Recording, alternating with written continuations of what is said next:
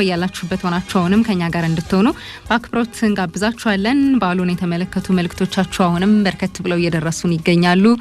ወደ ሌሎች ጉዳዮቻችን ስናልፍ አጫጭር መረጃዎችን ከውጪ ዜና ምንጮች እየተመለከትኩ ቆየው። ዋይት ሃውስ ባለፈው ወር ከሜሪላንድ ወደ ኤል ሳልቫዶር እስር ቤት በስተት መወሰዱን የአሜሪካ ባለስልጣናት ያመኑትን ሰው ለመመለስ አሻፈረኝ ብሏል። የፕሬስ ሴክሬታሪ ካሮሊን ሌቪት የሳልቫዶር ዜጋው ኪልማር አብሪጎ ጋርሲያ የኤምኤስ 13 ቡድን አባል ነበር የሚለውን ውንጀላ በጥፍ አጠናክረው ቀጥለዋል። ሆኖም ጠበቃው ግን ይህንን ውድቅ አድርጓል እየተባለ ነው። ሌቪት የ29 ዓመቱን ሰው ከዚህም ከፍ ሲል በቤት ውስጥ ጥቃት ወንጅለዋል። የአሜሪካ ዜጋ ሚስቱ በአንድ ወቅት የመከላከያ ትዕዛዝ እንዳቀረበች የሚያሳዩ መረጃዎችንም አጣቅሰዋል። ለዚህ ሀሳባቸው ሚስተር አብሪጎ ጋርሺያ ወደ አሜሪካ ቢመለሱ ወዲያውኑ እንደገና ይባረራሉ፣ በአሜሪካ ውስጥ ፈጽሞ አይኖሩም ብለዋል። የፍርድ ቤት ማስረጃዎችን በመጥቀስ ሚስተር አብሪጎ የኤምኤስ 13 የወሮበሎች ቡድን አባል ናቸው በማለት በድጋሚ ከሰዋል ነው የተባለው። ነገር ግን ጠበቃው ቤተሰቦቹ በዚህ ቡድን ውስጥ እንደነበረ አልተቀበሉትም። ከቢቢሲ የተመለከትነው ጉዳይ ነው።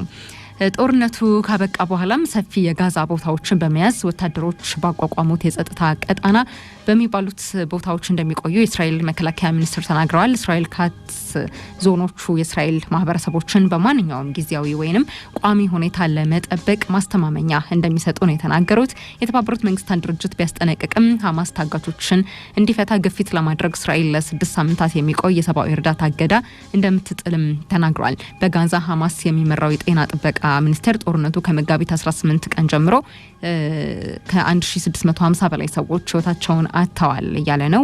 የሆስፒታሉ ባለስልጣናት እንዳስታወቁት ሮብለት እስራኤል በጋዛ ባደረገችው ጥቃት ቢያንስ 24 ፍልስጤማውያን ተገድለዋል። አብዛኞቹ የተገደሉት ደግሞ በሰሜን በምትገኘው በጋዛ ከተማ ነው ተብሏል። ቢቢሲ ከዚህ ጋር በተያያዘ እስራኤል ጦር ዘመቻው ላይ ምን ይላል የሚለውን ሞክሬያለሁ፣ ግን አልተሳካልኝም የሚል ጉዳይ በገጹ ላይ ያስነበበ ይገኛል። ኢኳዶር የዩናይትድ ስቴትስ ኃይሎች በወንበዴዎች ዘመቻ ላይ ገዛ ቢያደርጉ ደስ እንደምትሰኝ ፕሬዝዳንቱ ተናግረዋል። ኢኳዶር ከወንጀለኞች ቡድኖች ጋር በመታደርገው ውጊያ ድጋፍ ስለማግኘት ከዩናይትድ ስቴትስ ጋር ተነጋግራለች ሲሉ ፕሬዝዳንት ዳንኤል ኖቦአ ለሲኤንኤን ልዩ ቃለ ምልልስ በሰጡበት ወቅት ተናግረዋል። ልዩ ቃለ ምልልሱ ፕሬዝዳንታዊ ምርጫ ካሸነፉ በኋላ የመጀመሪያቸው ነው። ኖቦአ ኢኳዶር ለወራት ያህል የውጭ ወታደራዊ ድጋፍ ስትጠይቅ ቆይታለች። ከቡድኖች ጋር የምታደርገው ትግል አገር አቀፍ ጦርነት የበርካታ አገሮችን አስተዋጽኦ የሚጠይቅ ነው ይላሉ። ኖቦአ እንዳሉት አስተዳደሩ በኢኳዶር ውስጥ የአሜሪካ ጦር ኃይሎች ቢኖሩ ደስ ይሰኛሉ ብለዋል። ለዚህም ደግሞ ድርድሮችን ለማድረግ የተለያዩ ሂደቶችን ከዶናልድ ትራምፕ ጋር ስለመጀመራቸው ነው እየተናገሩ ያሉት። የዶናልድ ትራምፕ ልዩ መልእክተኛ ስቲቭ ዊትኮፍና ከፍተኛ ዲፕሎማት ማርክ ሮቢዮ በዩክሬን ያለውን ጦርነት ለማስቆም በሚደረገው ጥረት ከአውሮፓ አቻዎቻቸው ጋር ዛሬ ይመክራሉ የሚለውም ደግሞ ሌላኛው እየተነበበ ያለ ጉዳይ ነው። ውይይቱ በፓሪስ ይደረጋል ተብሏል። የዩናይትድ ኪንግደም የውጭ ጉዳይ ሚኒስትር ዴቪድ ላሚም የሚሳተፉበት ድርድር እንደሆነ እንዲሁ ተመላክቷል።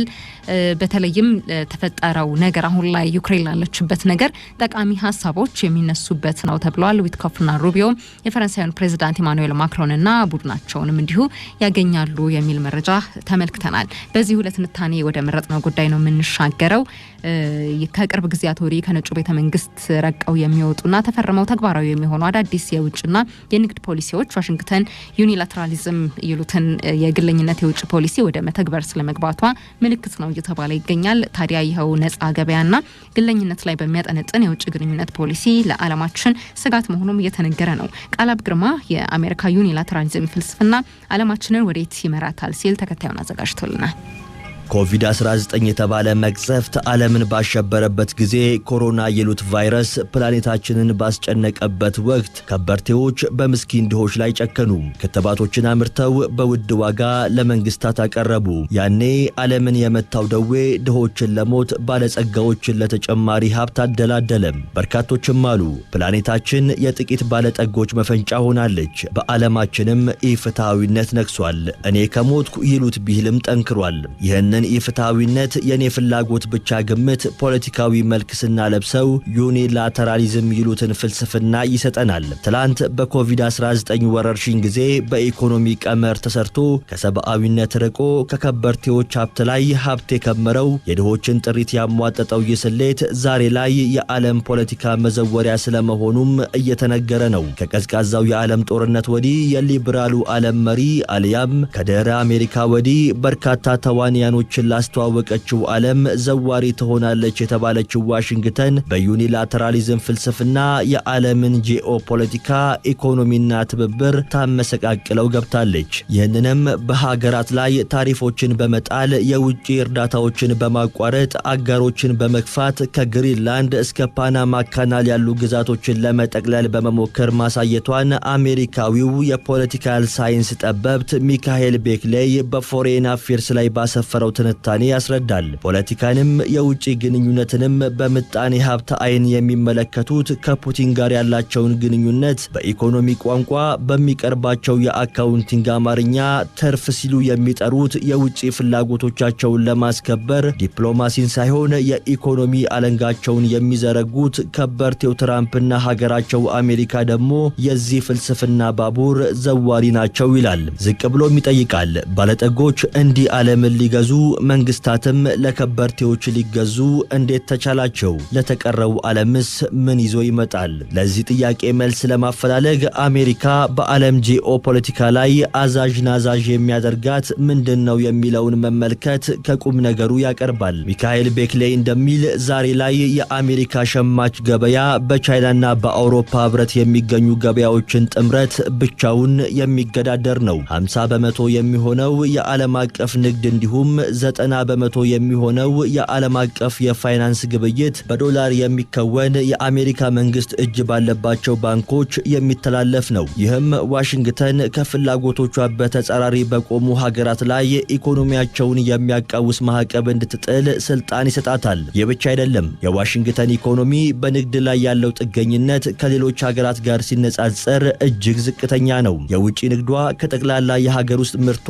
11 በመቶን ብቻ የሚወስድ ነው። ይህም አማካኝ ተብሎ ከተቀመጠው ከዓለም 30 በመቶ ጋር ሲነጻጸር ከግማሽ ያነሰ ይሆናል። ስለዚህ ዋሽንግተን የምትጥላቸው ታሪፎች በሌሎች ሀገራት ላይ የሚያሳድረውን ተጽዕኖ ያክል በግብረ መልስ የሚጠሉባት ታሪፎች ኢኮኖሚዋ ላይ የከፋ ጉዳት አያደርሱም። በወታደራዊ ኃይልን ብንመለከት አሜሪካ ከባህር ዳርቻዋ በሺዎች የሚቆጠሩ ኪሎ ሜትሮችን ርቃ ትላልቅ ጦርነቶችን ልትዋጋ የምትችልበት አቅም አላት። ከዓለም ህዝብ 1/5 የሚሆነው ከዓለም ኢኮኖሚ ደግሞ 1/3ኛውን የሚይዙ ወደ 70 የሚጠጉ ሀገራት በተለያዩ ወታደራዊ ስምምነቶች ደህንነታቸውን በፔንታጎን ላይ የመሰረቱ ናቸው። ከድንበሮቻቸው ተሻግረው የጦር ሰራዊቶቻቸውን ለማንቀሳቀስ ጭምር የአሜሪካን መረጃና ሎጂስቲክ ይፈልጋሉ።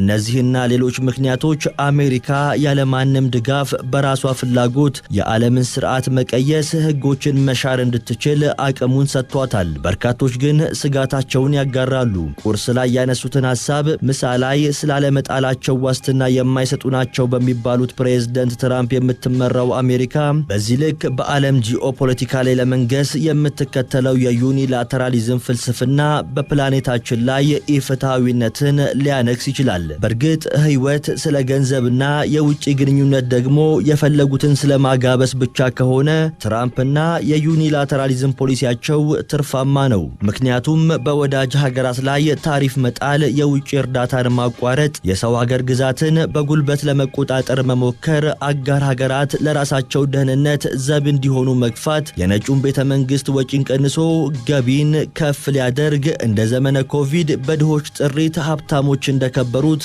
አሜሪካም ይህንን አጋጣሚ ተጠቅማ ከዚህም በላይ ልትከብር ትችላለች።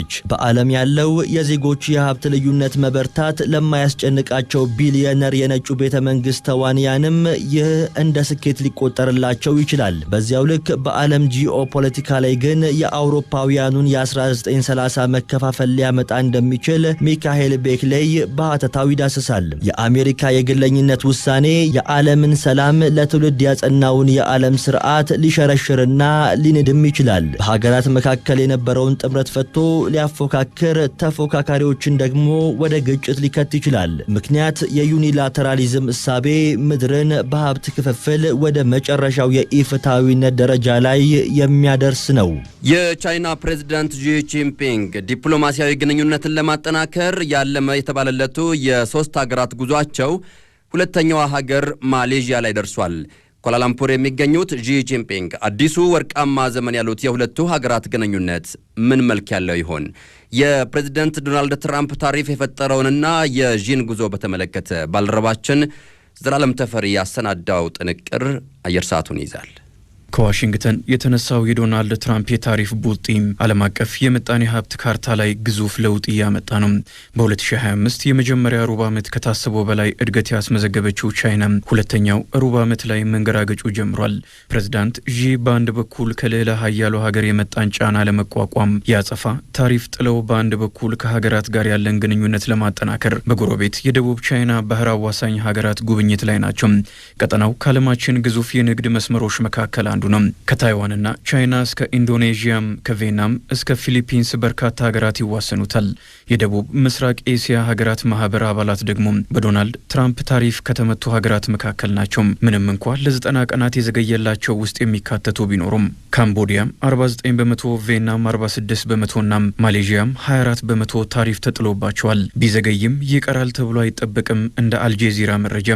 ይህ ደግሞ ሀገራቱ እንዲተባበሩና ወደ ቻይና እንዲያጋድሉ የሚያደርጋቸው ነው።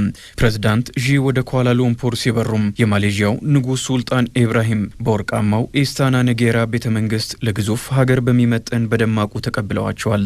ዢም የማሌዥያና ቻይናን ትብብር አዲስ ወርቃማ ዘመን ብለውታል። 50 ዓመታትን በተሻገረው የሁለቱ ሀገራት ዲፕሎማሲያዊ ግንኙነት ወሳኙ ወቅት ላይ ናቸው። ንጉስ ሱልጣን ኢብራሂም የሰው ሰራሽ አስተውሎት አርቲፊሻል ኢንተለጀንስን ጨምሮም በተለያዩ ዘርፎች አዲስ የትብብር ስምምነት መደረጉን ገልጸዋል። የአልጀዚራው ሮብ ማክብራይድ ማሌዥያም ከግዙፍ የንግድ አጋሯ ቻይና ጋር ግንኙነቷን ይበልጥ የምታጠናክርበት የማንቂያ ደውል የሚሆናት ነው ይላል። የማላያ ዩኒቨርሲቲ የዓለም አቀፍ ጉዳዮች ፕሮፌሰር ኮ ዩንግ ሆይ ጉዳዩ የወዳጅነት ብቻ እንዳልሆነ ያስረዳሉ። የቀጠናው የስበት ማዕከል ቻይና እየሆነች እንደመጣች በመጥቀስ በደቡብ ቻይና ባህር አዋሳኝ ሀገራት አስቀድሞም ከቻይና ጋር የደረጀ የንግድ ግንኙነት አላቸው። ነገር ግን በዚያ የንግድ መስመር ባህሩን ከበው በተመሰረቱ ሀገራት መካከል በብዙ ጉዳዮች ልዩነት አለ። ማሌዥያ፣ ፊሊፒንስ፣ ብሩናይ፣ ኢንዶኔዥያም፣ ቻይና፣ ታይዋንና ቪየትናም በደቡብ ቻይና ባህር ላይ በይገባኛል ጥያቄ የተፋጠጡ ሀገራት ናቸው። በባህሩ ላይ የሚገኙ ደሴቶች ደግሞ ዋነኛ የልዩነት ምክንያቶች ሆነው ዘልቀዋል። የዓለማችን ሁለተኛዋ የምጣኔ ሀብት ባለቤት ቻይና ከጠቅላላ ንግዷ 40 በመቶውን የምታከናውነው በዚህ መስመር ነው። አጠቃላይ 3.3 ትሪሊዮን ዶላር ዓመታዊ የንግድ ማሳለጫም ነው። ለአሳ ማስገሪያነት ባህሩን በከበቡት ሀገራት መካከል በተለያዩ ስፍራዎች ላይ የይገባኛል ጥያቄዎችም ቀጥለዋል። ደግሞ ለድፍድፍ ነዳጅ ፍለጋም የመንግስታት አይን ማረፊያ ነው። የደህንነትና ወታደራዊ ስትራቴጂክ ቦታነቱም ተመራጭ ያደርገዋል። ቻይና ዘርፈ ብዙ እድገቷ በአካባቢው ላይ ያላትንም ተጽዕኖ ከፍ አድርጎታል። ከዋሽንግተንም ከፓሪስም ከፍ ያለ ጫና እንዳለ ሆኖ ማሌዥያም በቻይና አካሄድ ላይ ጥያቄ ያላት፣ አሁን ግን ከነልዩነቶቻቸው ይበልጥ መቀራረብ የግድ የሚላቸው ሰዓት መጥቷል። ቻይና ለ16 ተከታታይ ዓመታት የማሌዥያ ቁጥር 1 የንግድ አጋር ሆና ዘልቃለች። በ2024 212 ቢሊዮን ዶላር የደረሰ የንግድ ልውውጥ አድርገዋል። ፕሬዝዳንት ዢ ከባህር ማዶ ለማዶ ያሉ ወንድማማች ሀገራት በማለት 50 ዓመታት የተሻገረው ዲፕሎማሲያዊ ግንኙነት ውጤታማ እንደሆነ ጠቁመዋል። የቀዝቃዛው ጦርነትን ጨለማ የሰበረ ሲሉም የሁለቱን ሀገራት የግንኙነት መጠን ለማሳየት ሞክረዋል። ማሌዥያም ከደቡብ ምስራቅ ኤሲያ ማህበር ሀገራት ከቻይና ጋር ዲፕሎማሲያዊ ግንኙነት ለመጀመር ቀዳሚዋ ነች። ዢ ዓለም አቀፋዊውን ጫና ለመቋቋም የሁለትዮሽ ግንኙነት መጠናከር እንዳለበት ያነሳሉ። ቻይና ከቅድ በላይ እድገት ባስመዘገበችበት የ2025 የመጀመሪያው ሩብ ዓመት የደቡብ ምስራቅ እስያ ማህበር ሀገራት ከቤጂንግ ጋር ያደረጉት የንግድ ልውውጥ ከሁሉም ከፍተኛው ነው። 1.71 ትሪሊዮን ዩዋን ወይም 234.17 ቢሊዮን የአሜሪካን ዶላር ሲሆን ከቻይና ጠቅላላ ንግድ 16.6 በመቶውን ይሸፍናል። አሜሪካና ቻይና ከፍተኛ የተባለ የንግድ ጦርነት ውስጥ ናቸው።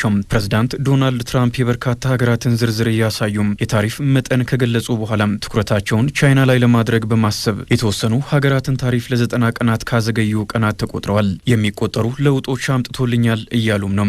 በእነዚህ 90 ቀናት 90 የንግድ ስምምነቶችን የማድረግ እቅድ ይዘዋል። 200 አባላት ያሉት ቡድን አዋቅረውም እየሰሩ ነው። አሜሪካን ተጠቃሚ የሚያደርግ አዲስ የንግድ ስምምነት እንደሚያደርጉ ተስፋ አላቸው። የቻይናው ፕሬዝዳንት ዢ ጂንፒንግም ከደቡብ ቻይና ባህር አዋሳኝ ሀገራት ጋር የንግድ ግንኙነታቸውን ለማጠናከር የሶስት ሀገራት ጉብኝት ሁለተኛ ሀገራቸው ላይ ናቸው። ቀጣይ ወደ ካምቦዲያ ያመራሉ።